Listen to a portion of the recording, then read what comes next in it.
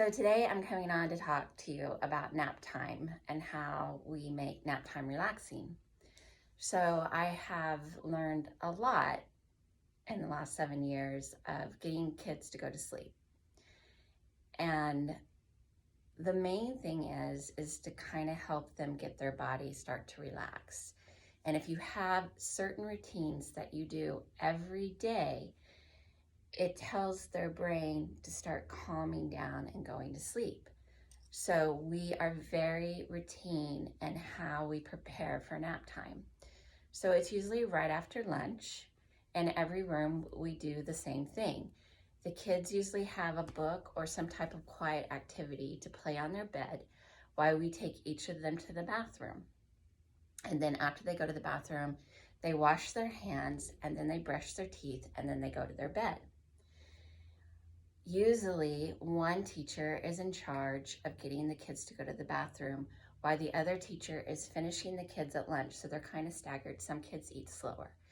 So the teacher, once she gets the kids done at the table and all the kids are around the room, it's one of the teachers' turns to make sure that they stay on their beds, because at that point in time, we have all these cots around the room.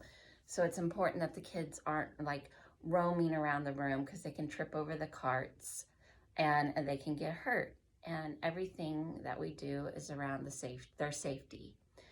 So they are on their beds reading the books, but then if I'm in the room, I'll usually start telling them a story in a very calming voice, or I'll sing them a song.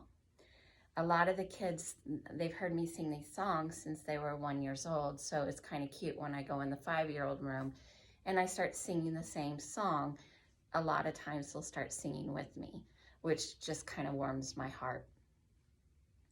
And I'll sing you that song on another video, but I think if I sing it right now, it'll make it too long. But you can do some quiet stories on YouTube. The point is that you want them to start being still and relaxing in their body and giving them that little bit of time.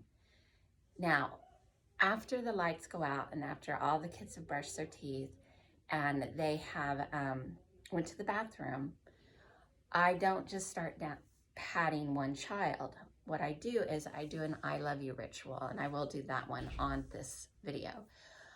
I tell the kids that I'm going to walk around the room, and whoever is going to get that special moment with me are the ones that are laying as still as possible. And then I make sure that I don't just go from one kid to the next kid to the next kid to the next kid.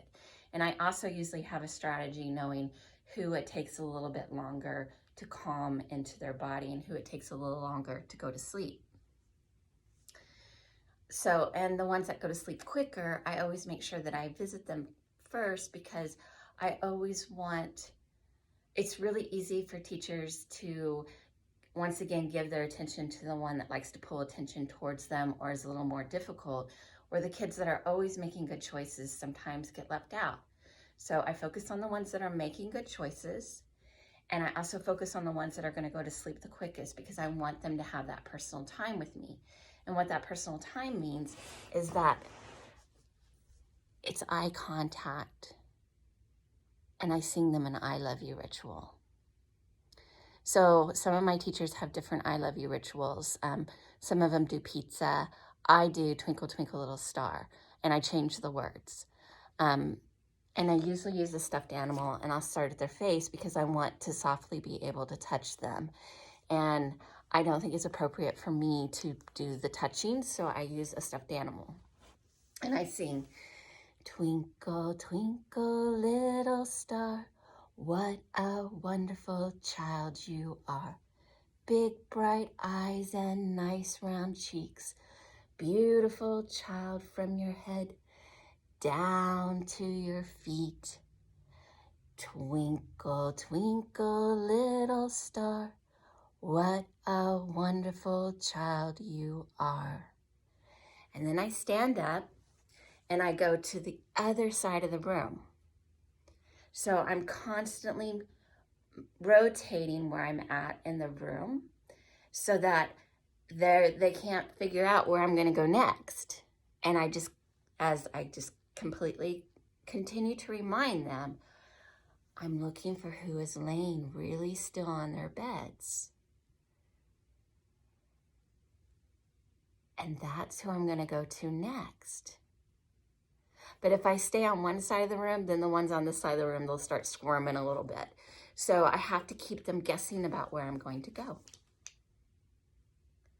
So that is an I love you ritual. And we find I love you rituals from studying conscious discipline. And you can search them on YouTube. And then there's a book that Becky Bailey sells that is on all the I love you rituals. Until next time.